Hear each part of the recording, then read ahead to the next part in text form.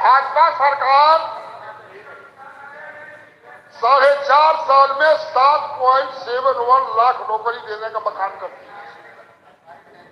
7.7 लाख, जिसमें 3.21 लाख भर्तियां संविदा वो आउटसोर्सिंग की बात बताई जाती है। संविदा आउटसोर्सिंग के नाम पर बेरोजगारों का शोषण किया जाता है। शोषण, आरक्षण खत्म हो गया। आउटसोर्सिंग से जो नौकरी मिल रही है, मिलता उनको एक तो नौकरी लेने को घूस दे रहा है। जो कंपनियां देना है 12,000 तक देती है, 7,000 5,000 वो घट देती है। गरीबी का आलम यह है था कि आदमी 200-300 में नौकरी करने के लिए तैयार होता है। हरी स्थिति को लाई है Bharatiya Janata party. Contract base पर जो कंपनियों कहा कि ये भी बता दीजिए, गुजरात की केवल एजेंसियों को लाभान्वित करने का काम। जैसे किसानों का फसल बीमा योजना, मान लिया था कि आप सत्ता पक्ष के लोगों के कबजी बना दीजिए और भेज दीजिए किसानों के बीच में। फसल बीमा योजना का लाभ किसान को मिला कि एजेंसियों को मिला। और माननीय अखिलेश यादव की सरकार में फसल बीमा योजना के तहत अतिवृष्टि, बाढ़, ओलावृष्टि, जो फसलें नष्ट हो गई थी, कैंप लगा करके मुआवजा किसानों को दिया गया। कैंप लगा।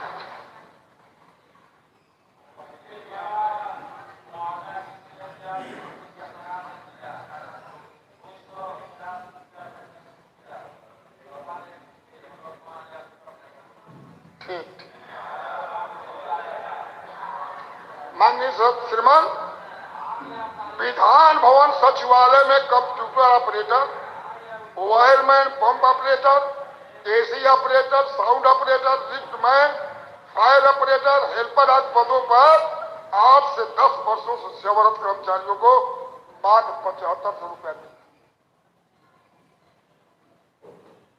दिखाया जाता। इसी तरह तमाम विभागों का संविदा और आउटसोर्सिंग कर्मियों को वास्तविक वेतन का भुगतान नहीं होता। ये रोजगार कहां से दे? बढ़ती बेरोजगारी के कारण युवा काम करने के लिए मजबूर है।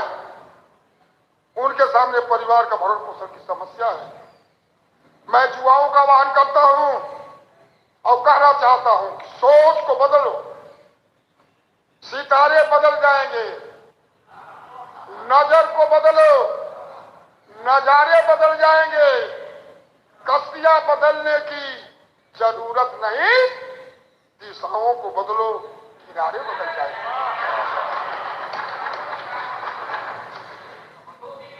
जवान हो तो जिंदगी के जीत पर यकीन कर, अगर कहीं बाहर हो तो खिंचला जमीन पर।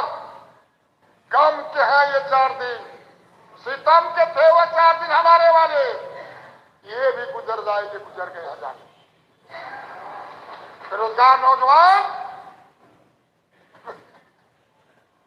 बेईमानी मत करिए ना, बेईमानी मत करिए।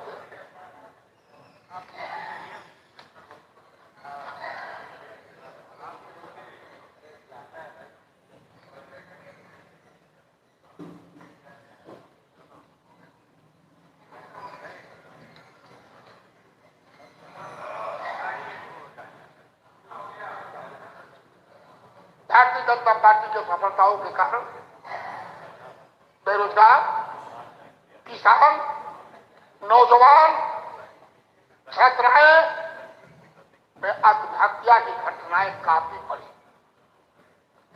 किसान कर्ज से, फसलों के नुकसान होने से, हमारी बेटियां अपमानित होने से और नौजवान को रोजगार न मिलने से आत्महत्या किए। अभी आज तक इतनी आत्महत्या हुई जिसमें कभी नहीं हुई।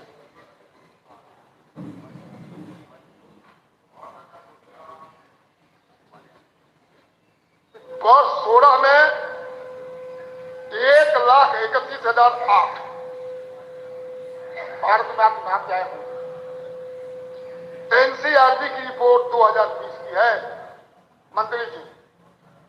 17 में 1,29,887 18 में 1,34,516, 19 में 1,39,123 और 20 में 1,53,005 आत्महत्याओं का डेटा है। क्यों? कागज के बोझ से, नौकरी न मिलने के कारण, अपमानित होने के कारण, भोजन न मिलने के कारण ये आत्महत्याएं हुई है। इस पर भारतीय जनता पार्टी के लोगों को सब माननी चाहिए। सब नहीं आ, ये उल्टे जवाब दे रहे हैं। भारत की कुल आत्महत्याओं का 31.1% आत्महत्याएं केवल उत्तर प्रदेश की है। उत्तर प्रदेश में 2020 में 4,804 आत्महत्याएं हुई, गाजियाबाद में 129, कानपुर में 573, लखनऊ में 383, बस 19 में 254, ठीक 50-20% हो गया। वृद्धि हुई 2019, मेरठ में 30, वाराणसी में 70। अभी बुंदेलखंड की अभी अलग बात।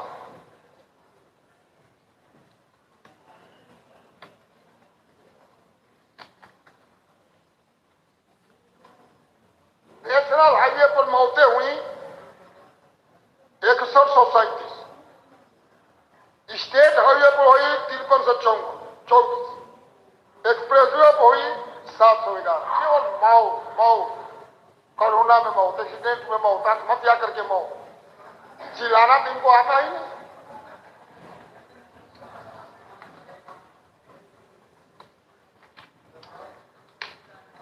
जिस शादी की बड़ी प्रशंसा कर रहे हैं, शादी संबंधों मामलों में 2020 में 631 आत्महत्याएं हुई, जिनमें 391 महिलाएं। मध्य प्रदेश पश्चिम बंगाल के बाद तीसरे नंबर पर उत्तर प्रदेश है महिलाओं का आत्महत्या। अब किनारे पर बहुत लगेगा।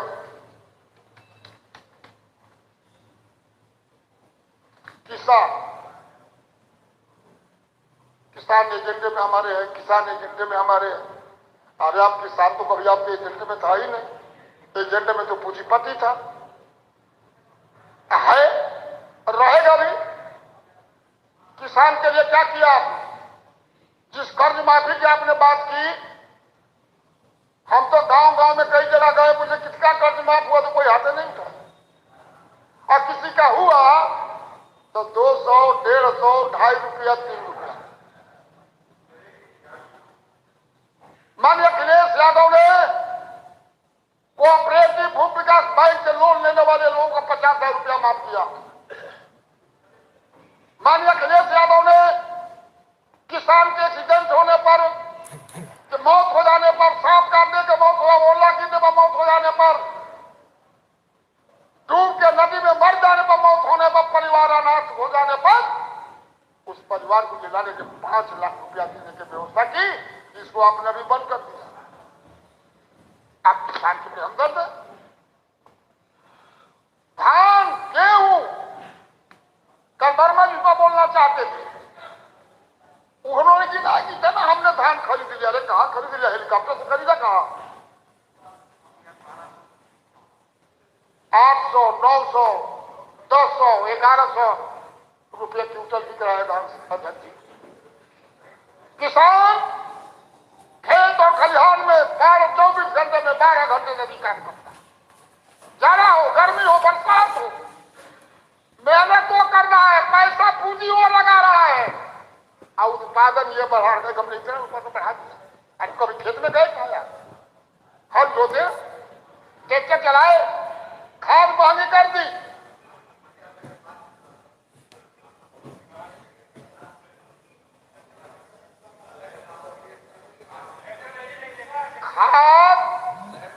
खाद के लिए लाइन लग रही है, लाठी चल रही है। अकेले ललितपुर में 3 किसान मर गए खाद के लिए। बीज महंगा, बिजली का रेट महंगा, डीजल महंगा, और उसका उत्पादन के मूल्य कुछ नहीं। अब कैसे आमदनी करें? कागज में तो सब है, कागज में तो सब आमदनी है। जब अपने अपने गांव के किसान से जाके पूछिए ना, जाके गांव के किसान से पूछिए। बिजली 4 गुना महंगी कर दिया आपने, रोडों का किराया बढ़ा दिया, रेल का किराया बढ़ा दिया, दिया क्या? किसान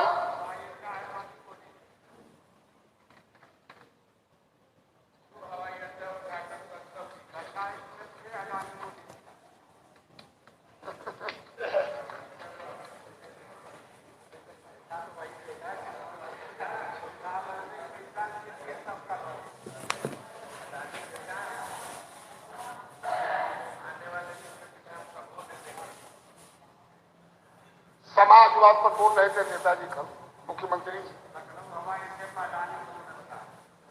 जब समाजवाद पर भी आप ही बोलेंगे। इंतजाम जब न्याय, दया, सच के पथ के आदि होता है। मंत्री जी, इंतजाम जब न्याय, दया, सच के पथ का आदि होता है, जब केवल जनहित जीता है तब समाजवादी होता है। समाजवादी को जानते नहीं, जीवन भर शपथ चटकाए हैं समाजवादी व्यवस्था कायम करने के लिए। माननीय अध्यक्ष जी, मैं आपसे कहना चाहता हूं, देश के समाजवादी, दुनिया के समाजवादी जिस समाजवाद की परिकल्पना की है, जिसकी लड़ाई लड़े, पूरी दुनिया में अगर उसको रास्ते पर जमीन पर उतारा तो मानी मुलायम सिंह यादव, मानी अखिलेश यादव ने उतारा। रोजगार दो, नहीं तो बेरोजगारी भत्ता दो, कौन दिया? अखिलेश यादव ने दिया, मुलायम सिंह यादव। महिलाओं का सम्मान कौन दिया? पिछड़ा पावे 100 में 60 समाजवादियों का नारा था। पिछड़ा को इन्होंने कमर के सहित बैठा दिया, आरक्षण खत्म कर दिया, स्कॉलरशिप खत्म कर दिया। कई समाजवाद की बात करेंगे। श्रमिकों को साइकिल, रिक्शा वालों को ई रिक्शा, आप किसको कुछ दिए हैं क्या? सबने लिए।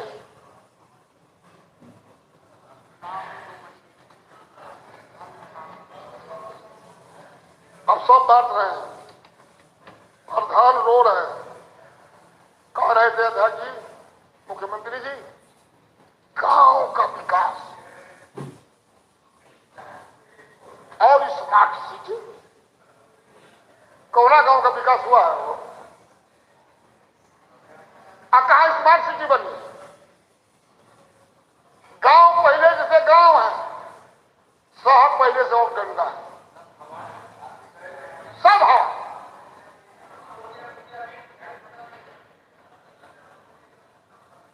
तुम्हारी फाइलों में, मंत्री जी, तुम्हारी फाइलों में गांव का मौसम गुलाबी है,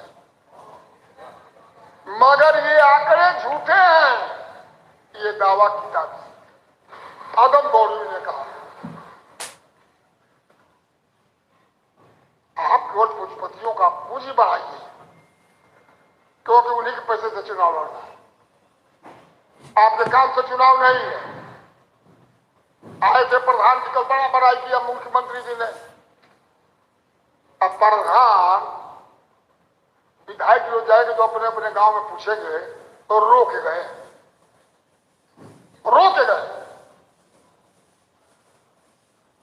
मैं तो उनका काम मैं ही कर दिया था, पंचायत राज मंत्री था तो उनका मानदेय भी बढ़ाया था। जो 1 साल का जो कार्यक्रम योजना बनती है जिले से बनती थी, उसको मैंने प्रधान के जी में कर दिया था। आप कर दिए। अब वोट आया है तो सब आपको याद आने लगा। उनको बुलाओ, सीडीओ को लगाओ, डीपीआरओ को लगाओ, लेखपाल को लगाओ, भीड़ जुटाओ। यही तो आपकी शक्ति अब रह गई है।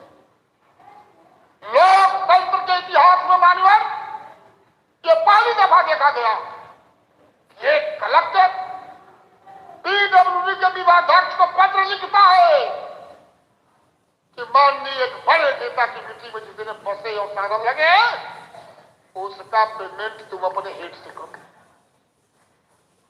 एक कलेक्टर सिंचाई विभाग के हेड को लिखता है कि एक बड़े नेता की मीटिंग के लिए जितनी बस साधन लगा है तुम अपने हेड से पेमेंट करोगे। आज तक कभी ऐसा हुआ है क्या? तब हम लोगों को पता चलता है ओहो ये बजट का पैसा, अनुपूरक का पैसा 5% में खर्च हुआ क्यों नहीं? इसीलिए नहीं कि सारे विभाग में पैसा जाम करके रखा हुआ है, अब चुनाव में खर्च किया जाए। ये जनता की दुश्मन सरकार है, बेरोजगारों की दुश्मन है, किसानों की दुश्मन है, विकास की दुश्मन।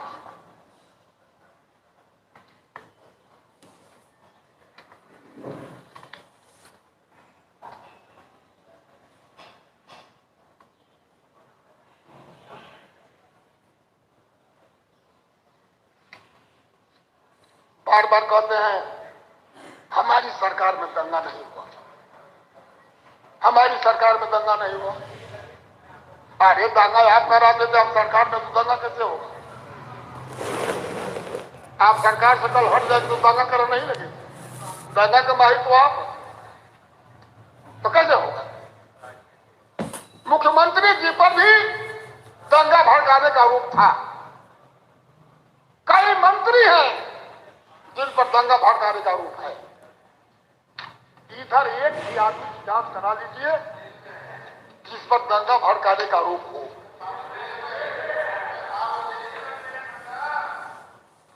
जेल तो आप जाने नहीं दिए ना, नहीं तो जेल में तो मुखिया होते ना।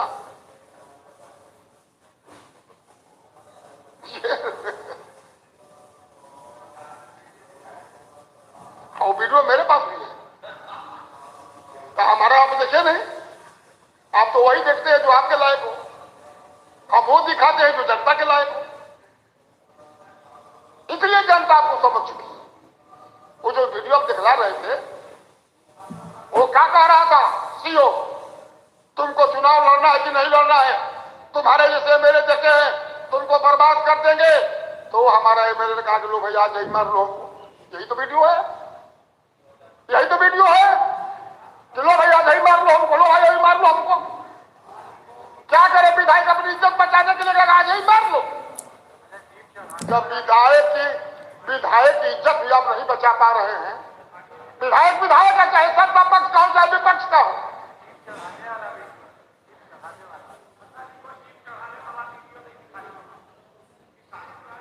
अभी तक मंत्री बर्खास्त भी नहीं हुआ।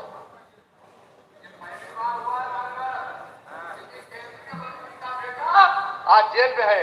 ये न्याय प्रियता का सबसे बड़ा उदाहरण है। मानिए ये हिंदुस्तान में दूसरा उदाहरण नहीं मिलेगा कि केंद्रीय मंत्री का बेटा और गृह राज्य मंत्री का बेटा मानवर जेल में है। ये जेल में है मानवर, ये इसी सरकार में संभव था। ये पहली दफा हुआ न्याय प्रियता, पहली दफा हुआ ये न्याय प्रियता का सीधा जाता सबूत है। अनियमितता करा तो सीधा वहां से जेल गया। ये पहली दफा हुआ हमारे भी सरकार में। को बोलने दीजिए। ये पहली दफा हुआ कि जीप चला कर मार दिया जाए। ये कभी नहीं हुआ इतिहास में। बैठिए। और आप तो बस सरदार जी आपके तो 4 लोग आत्महत्या कर दिए, मार दिए गए आंदोलन में। प्रतिपक्ष को बोलने दीजिए, नेता प्रतिपक्ष को बोलने दीजिए। आप लोग खड़े हो।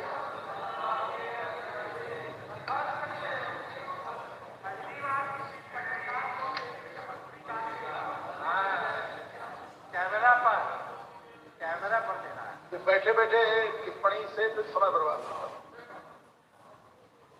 और माननीय राम गोविंद जी आप अपनी ही तरफ से बोलिए, जो ये टिप्पणी कहीं सुनाई पड़े तो उसको उपेक्षा करें। माननीय अध्यक्ष जी, इसलिए भाजपा को समझ जाती हूँ कि लाल टोपी लाल सिग्नल नजर आने लगे, विपक्षियों को खतरा नजर आने लगी। देश की जनता उन्हें राउंड कर आगे नहीं जाने देगी। वह भाजपा के मुखौटों को पूरी तरह से समझ चुकी है। वह लोग जिनके कभी वादे सच नहीं निकले, वह लोग जिनके वादे कभी सच नहीं निकले, वह आज वादे निभाने की बात करते हैं। धंसे थे कल दलदल में,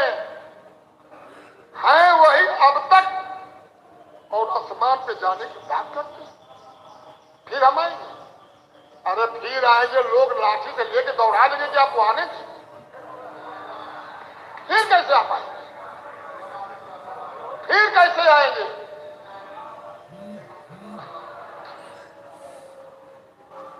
माननीय अध्यक्ष जी, इस अनुपूरक बजट से जनता को कोई लाभ नहीं।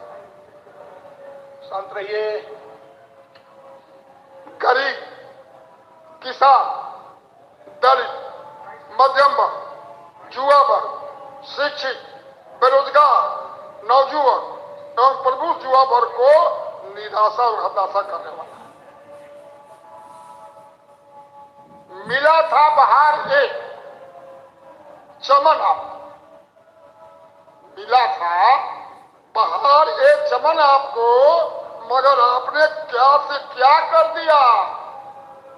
गुलजार ये चमन को आपने पतझड़ बना दिया, पूरा सूना हो गया प्रदेश, त्राहिमाम त्राहिमाम त्राहिमाम त्राहिमाम, गला छोड़ाओ गला छोड़ाओ गला छोड़ाओ। अब बाकी क्या है? समाजवाद को गाली दो, गुंडा कहो, अपराधी कहो, आतंकवादी कहो, ये संसदीय भाषा नहीं है माननीय अध्यक्ष जी। ये भाषा का वही प्रयोग कर सकता है जिसके अंदर वो सारी चीजें हो। ये उत्तर प्रदेश विधानसभा लोकसभा के बाद दूसरी विधानसभा है। यहां पर एक से एक आपके आसन पर लोग बैठे हैं और इस आसन पर लोग बैठे,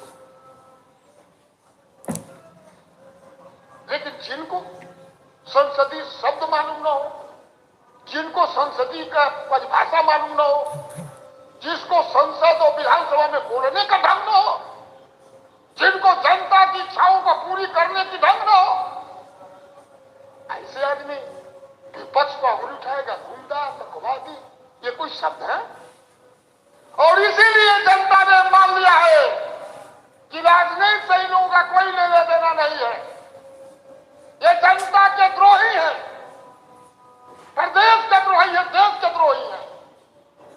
सारा देश बिकता जा रहा है, गरीब गरीब होता जा रहा है, पूंजीपतियों की पूंजी बढ़ती जा रही है, लोग असहाय होकर के करा रहे हैं।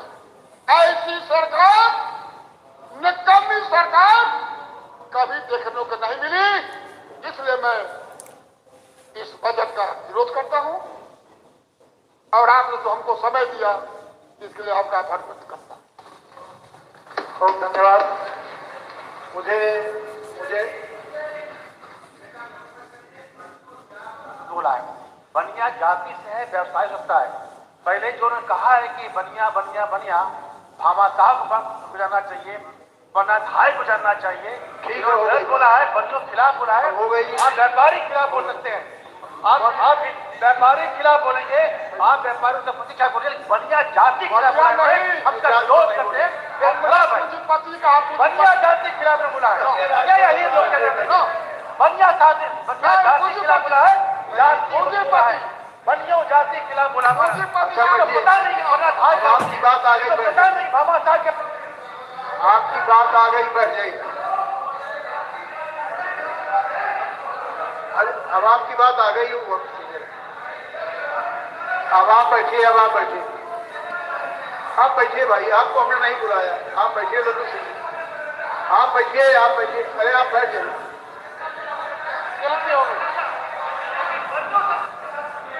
आप बैठिए।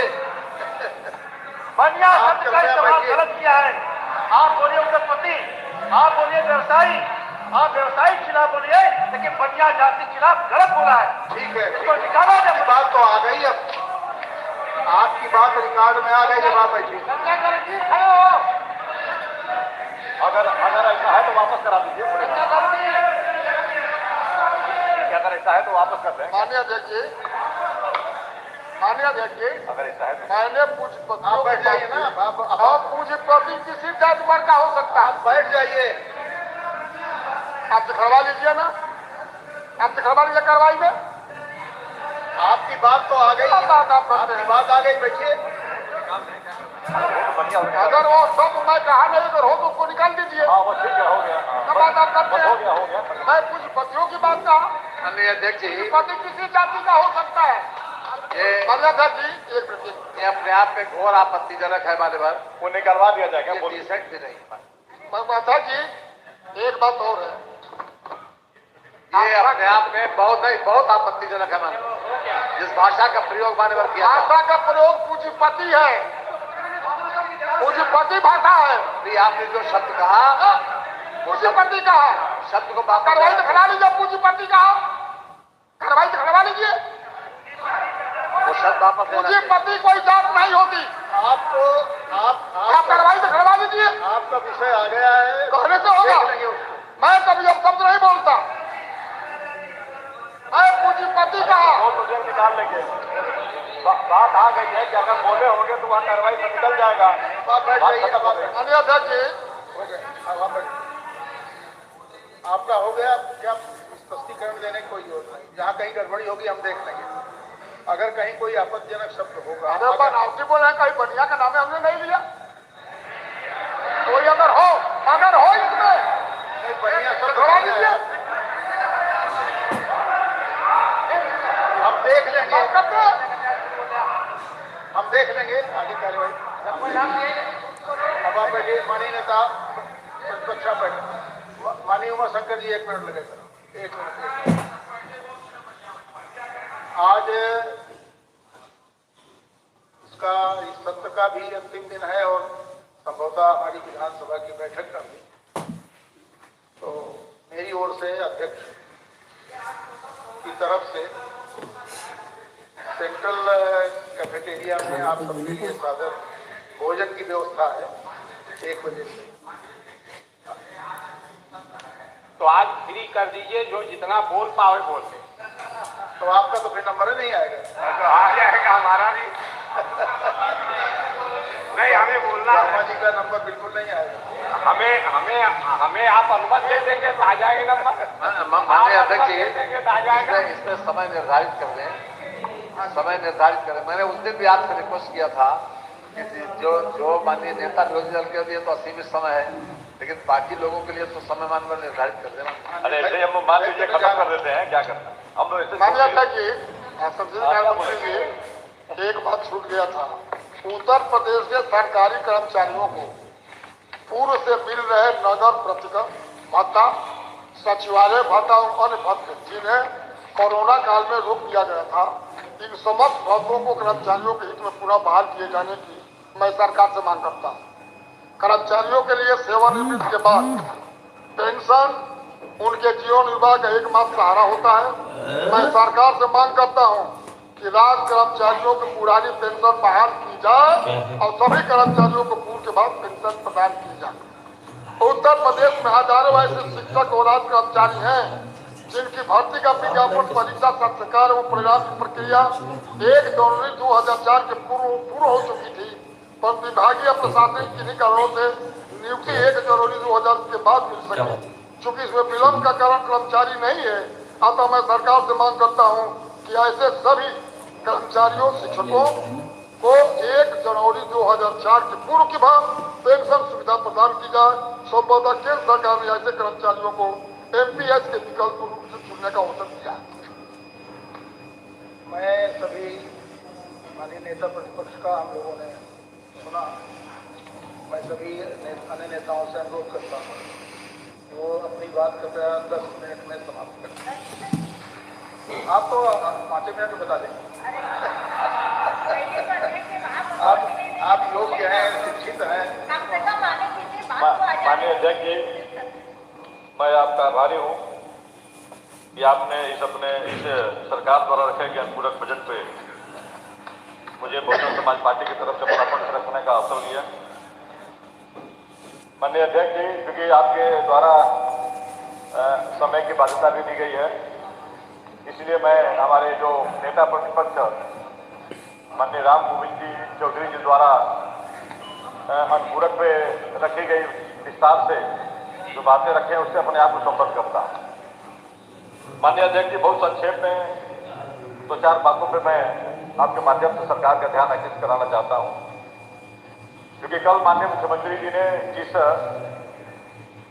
वाक्य से शुरुआत की, उन्होंने माननीय मुख्यमंत्री जी का जो सेंटेंस, पहला सेंटेंस था कि हमने संविधान दिवस जिस दिन था उस दिन हमने 72 घंटा हमने सदन चलाया, लेकिन विपक्ष का कोई उसमें सदस्य मौजूद नहीं था। माननीय अध्यक्ष जी, दिखाने में और करने में बड़ा फर्क है।